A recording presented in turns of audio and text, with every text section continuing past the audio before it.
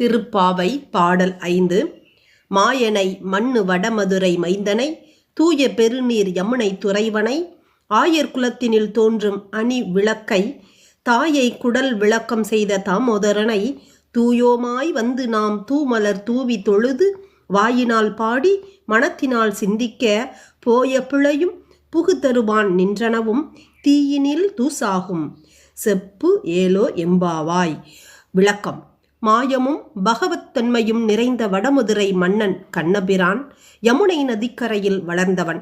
ஆயர் குலத்தில் தோன்றிய நந்தா விளக்கமாகிய தாமோதரனான கண்ணனை சிறந்த மலர்களால் அர்ச்சனை செய்து வணங்கி அவன் புகழை பாடி தியானித்தால் நாம் அறியாமல் செய்த பாவங்களும் அறிந்து செய்த பாவங்களும் நெருப்பிலிட்ட தூசி போல் ஆகும்.